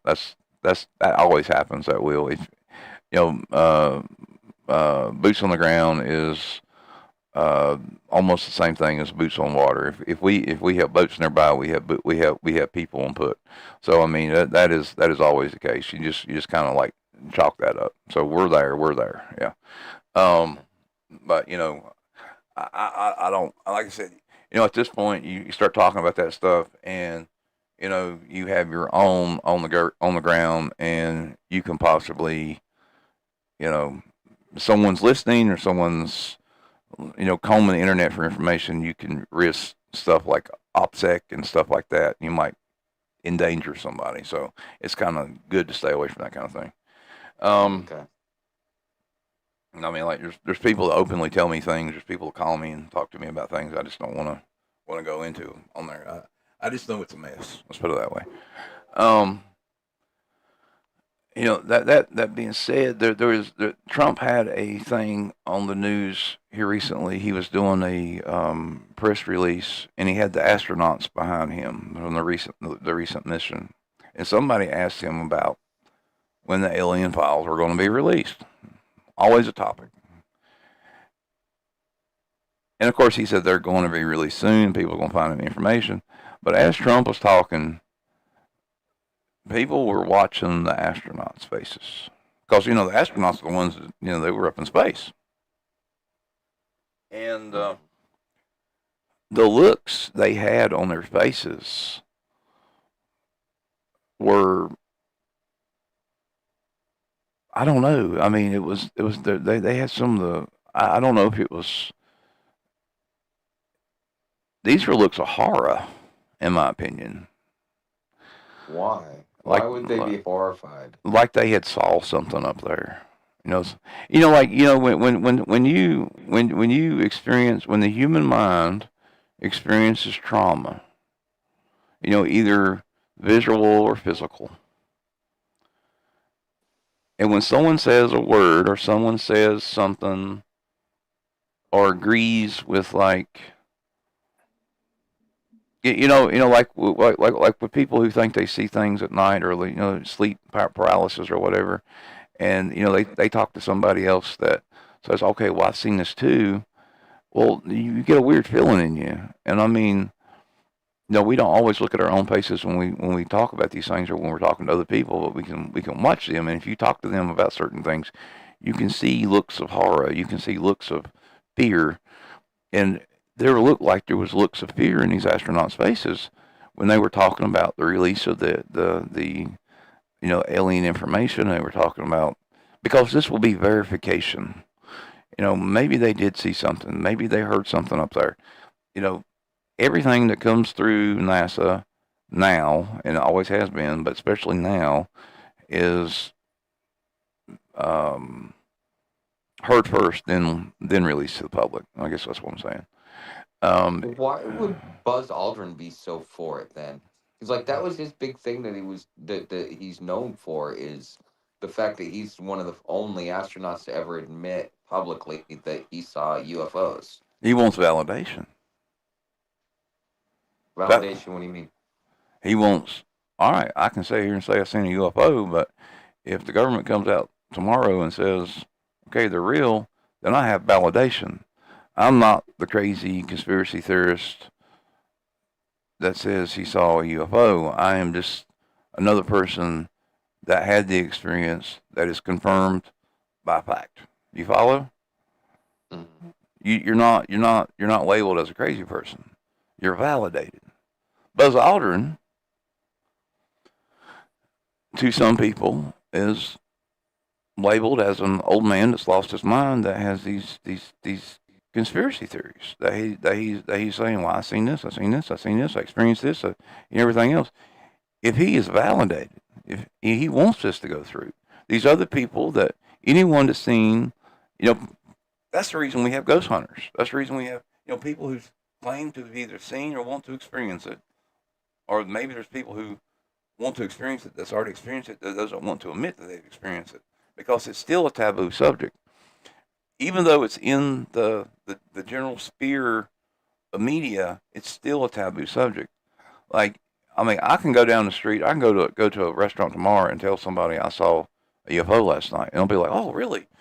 And I guarantee out of 3 or 4 people that I'm talking to, part of them are going to think I'm nuts. And but now, if there's validation, if you can point to something, you can say, "Look, UFOs are real." And even right now, with all this talk about it, and with all this stuff people are showing and going over and everything, people still feel it's not enough validation. They want to see the craft, they want to see the bodies. They don't want to see objects floating around. But we're seeing that more and more now. There's actually videos upon videos upon videos, and stories upon stories upon stories of people that are interacting with these orbs now, like it's a common day thing. There's this woman that's on this. I got this video. There's this woman on a security camera, and she walks out. And she got the same kind of security camera I got. She walks out, and and there's this orb out there. Well, I'm best way I can say an orb. And she walks out there, and the damn thing sets on her hand. I mean, and this isn't like that kind of AI stuff. This is legitimate stuff, and I mean, and it's people are seeing this stuff. People are really seeing these things, and you know, if it's the government, yay. If it's something else, oh shit. I don't know. I gotta run the bathroom again. Okay. You go ahead, talk. Okay. Well, hey, for those of you guys who don't know who I am, who are just joining us, I am Friar Tuck. I have my own channel, the Epoch of Friar Tuck. I cover homelessness, survival, and adventure. So the reason why I wasn't here yesterday is because I'm walking the Appalachia Trail. I started in Duncannon, Pennsylvania, which is right outside of Harrisburg, and I'm walking to Harper's Ferry, and then I got to break off that trail and get on a different trail. But yeah, I like to travel and do trails and stuff like that. So from time to time, you guys may not see me here doing some of these things with Paranoid. Um, Not because I don't want to be here, but because sometimes I get stuck in areas like we had to do double duty today just to make sure that we could get back into signal. Um, and I'm telling you, man, if you want to work out, if you need an obstacle course, if your life is kind of dull, you should get out on a trail, especially the Appalachia Trail, man. Walk 15 miles and tell me how tired you are at the end of that. But my dog Yeah. John, Sam, Yeah. yeah, we do this every day, Yeah, the and we like Appalachian it. Trail has made and broken a lot of people. Um, I I think it's unnecessary. They created an obstacle course for office monkeys instead of like realizing, because from what I've read is it used they pieced together a bunch of like nomadic trails that people used to take in trade routes, and they pieced them together, and now they have the AT, but they've taken some of this stuff just makes no sense. As far as going up these hills, it's like, hey, you can just kind of go around the top and not have to go up an extra 200 feet. No, we're going to do a switchback and then go straight up. And then you're going to just like go over the other side of the mountain and just kind of like do a steep dive down. It's like, what? uh, well, I There's mean, makes no it sense. was probably cultural significant at some point, and there's like maybe there's like I mean, that's what I was saying is there's a lot of history on that trail, and you just got to kind of like dig and find it, and we know where you're walking and going, and if you break it down, there's a lot of stuff you will find intriguing and interesting, and a lot of stuff that has been lost. There's a reason for all of that. I know it doesn't make any sense, but it's there. I'm Um, gonna When I come back here next year, I'm gonna have to really dive into this. Like right now, I'm just kind of like just getting by from place to place, but next year I think because we're gonna do the ECT. We're gonna probably in what is it? I probably September or October. I'm gonna take a bus down to Florida so we can start the ECT over again. And hopefully this time I get to complete it without getting sick. why don't you go to the top and just work your way down? because I'd have to wait till June. And if I won't get done with I won't get done with homeless entrepreneur until like July 20th. So I mean, I'm already a month and a half into Katad Nerdy being open, and like, would I have enough time to make it down without having to, like, you know, do 20 miles a day to make sure I'm not freezing my ass off and getting caught in snow and ice? Nah. I mean, you could make it happen, but you go ahead, you'd have to hump it. I don't know. Yeah. You can kind of like, I don't know. I don't know if I do that. But I mean, if you did start at the top, you better make sure you have um, at least two sets of shoes, and they better be good. Um, because once you start getting into um that area up there, that's for some reason those rocks are like razor sharp, and they hate rubber. And you'll probably need to do something special when it comes to your dog there. You'll have to get her some kind of, and this is just recommendation. You get her some kind of like boots or hoodies or something, because that ground will tear your feet all to hell. Yeah, today she dropped to the ground. I think she stepped on the rock wrong, and Yeah. it's like, oh, dog. It was like, we got like a mile and a half, and then you can rest. But yeah, it's Pennsylvania is like, but the whole every section I've ever done is always extra rocky. I mean, No, you're I getting into more volcanic type stuff, and the stuff is, glacial, and it's sharper, and yeah, you got to be careful up in there, especially when it comes to doing that. But I would get a I would you can find them. They're not that expensive. I'm yeah, sure she well, would get used to them. yeah, well, I mean, as far as her boots, yeah, I'll get her boots. I'm gonna have to eventually, anyways.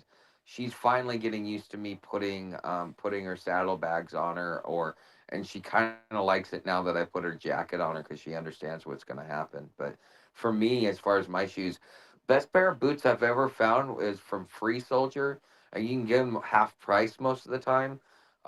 They're tactical hiking boots, and I mean the the leather wears out before the soles do. Yeah, the Chinese has got some. They're called dips, and they kind of the soles will mold to the way you walk, and they do that for their military boots, and that's probably one of the best innovations that I've ever seen come out of any place. They look weird when they first start, but anyway, I mean they're cheap. I mean they're that's like those shoes are extremely comfortable.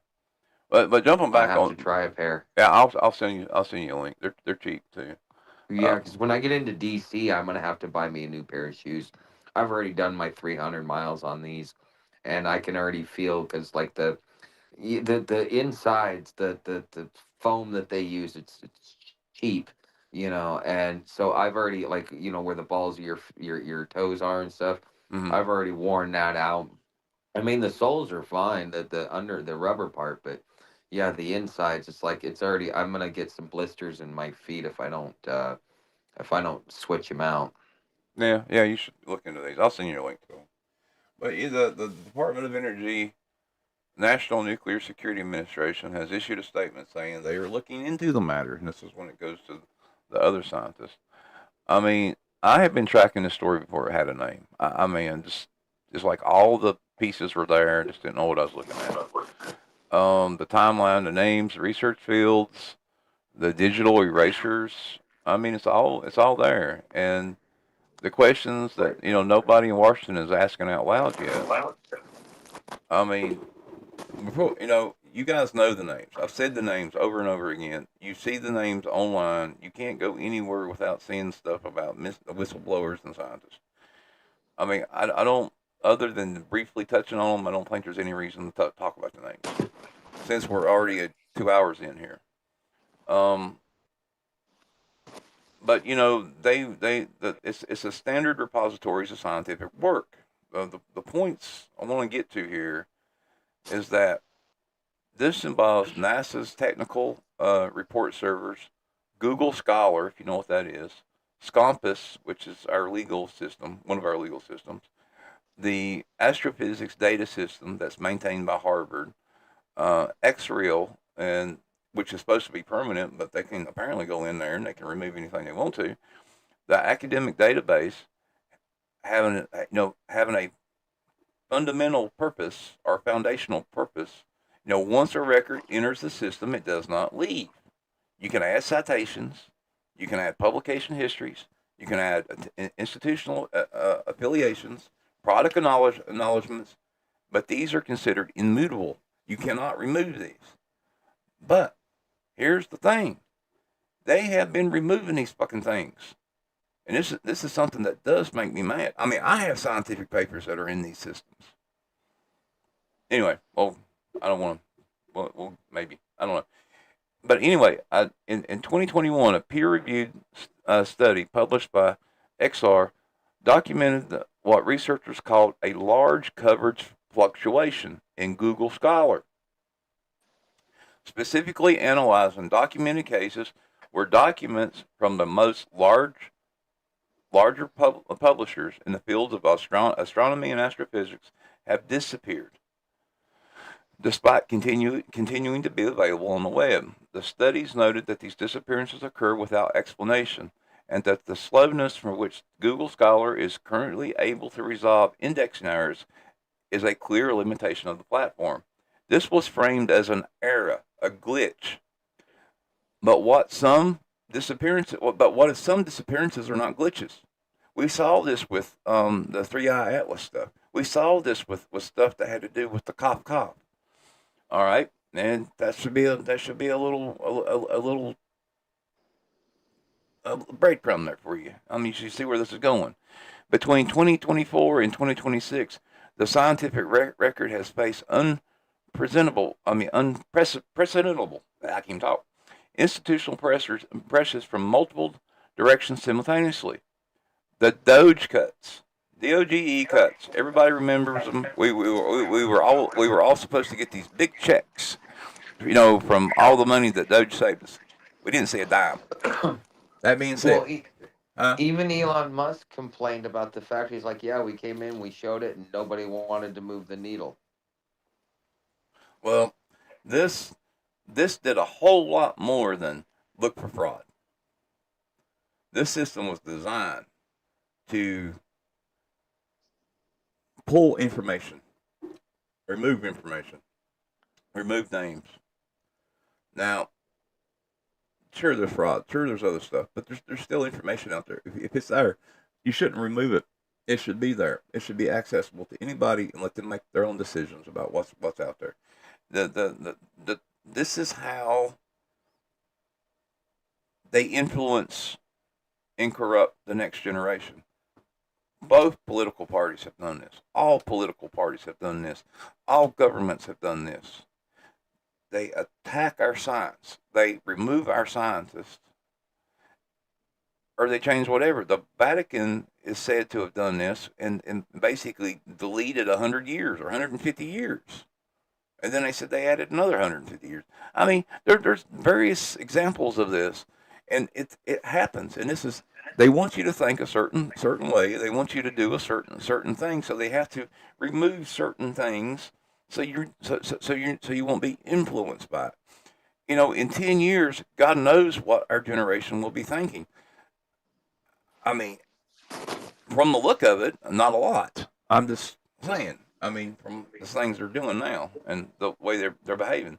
But anyway, the Department of Government Efficiency directed sweeping cuts to NASA that include closures of the Office of Chief Science, the Office of Technology, Strategic Policy, and DEIA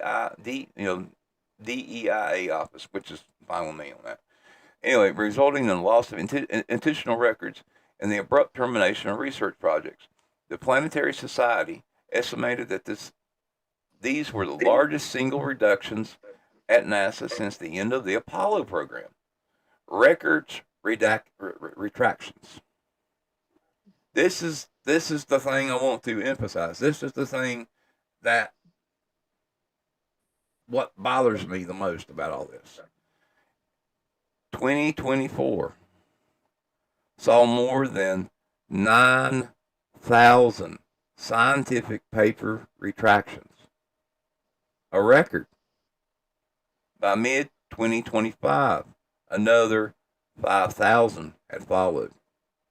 For context, in 2013, there was just over 1,000 annual retractions. Retractions are basically, they say they're scams or whatever. But anyway, there's still, you know, that's a lot of scientific papers that got pulled from the record that are no longer with us anymore.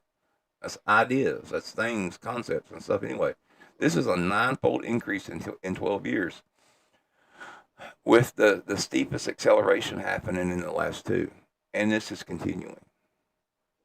Removing scientific files, removing scientific ideas. What in the world's going on? These database purges. The Trump administration removed public data tools related to climate analysis, health disparities, environmental research on multiple federal databases.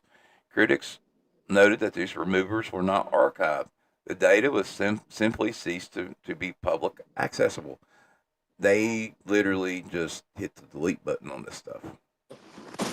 Now layer that on top of the 11 scientists connected with classified aerospace and nuclear research that are either dead or missing since 2022. Many of them with publication records that have become notably harder to trace since their deaths. I can't find scientific papers on a lot of these scientists. One or two here, but these guys have a lot.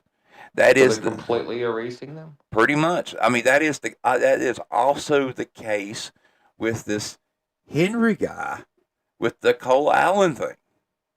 All right, Henry has one scientific paper with Boeing, and it's in the NASA database, and this is for the fairings for the Artemis. This is some important work. This is his only scientific paper. This does not make any sense. A scientist, most scientists, for the minimal, they have one or two. Hey, Paranoid? Yeah.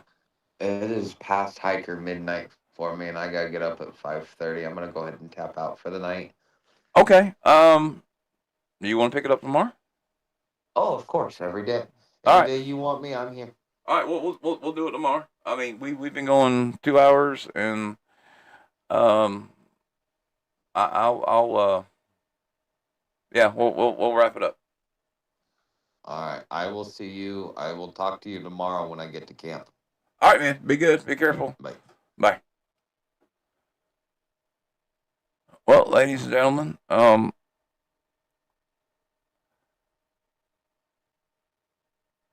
I guess we'll pick up at the same time tomorrow.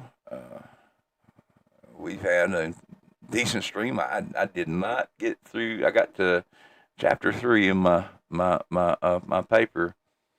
But the things we should really ask ourselves tonight, that all of this information is we're losing it. Even if it's fake or fraud or whatever, it should be set in that kind of category, and we should be able to decide if we want to read this stuff. Everything that's written in human history is extremely important. We have on the in the other video, I went over the documented cases. I went over them in order.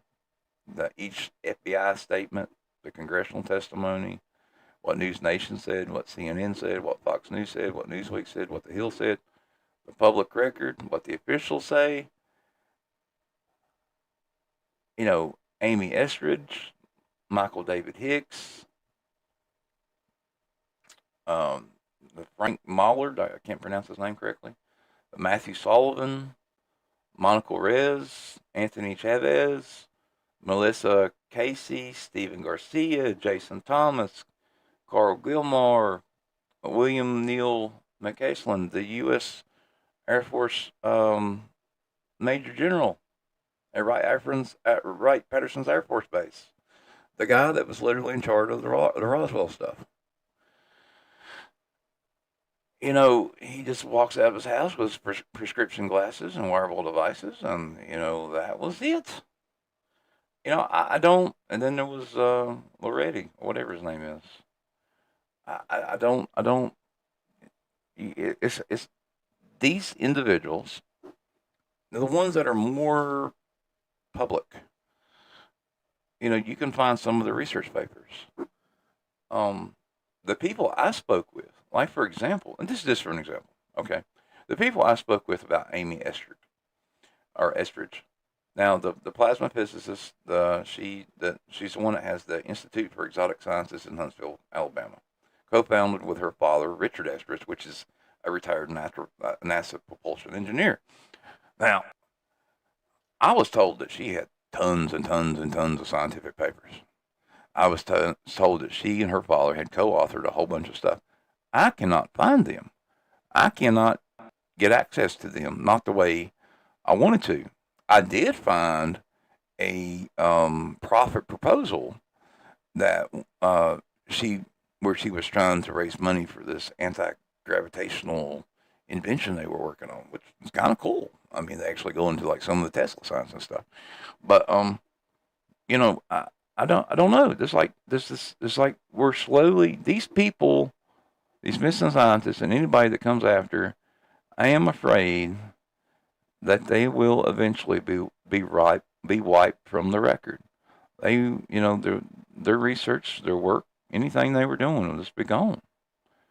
And you have to ask, why would they want to do that? Who would want to do that? Why would they want to get rid of all this information that these people, you know, provided us? I mean, you know, one guy is responsible on, you know, how we're going to deflect asteroids if they were going to hit the Earth.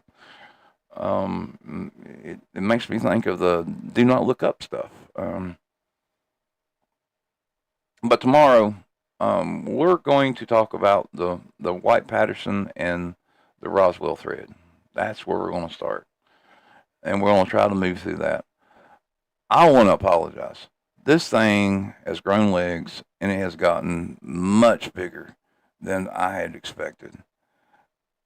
It's like the data keeps stacking on. This keeps getting bigger and bigger and bigger.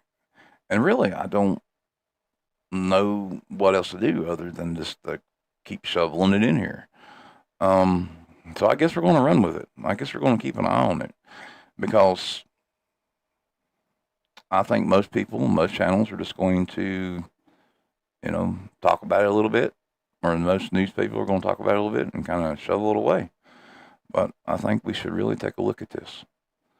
Anyway, good night, everybody. Stay paranoid. And meet me here tomorrow. I should be on sometime during the day, and I will be on at night. Might be playing games later. I don't know. I might go and try to run around with a rock again and rush.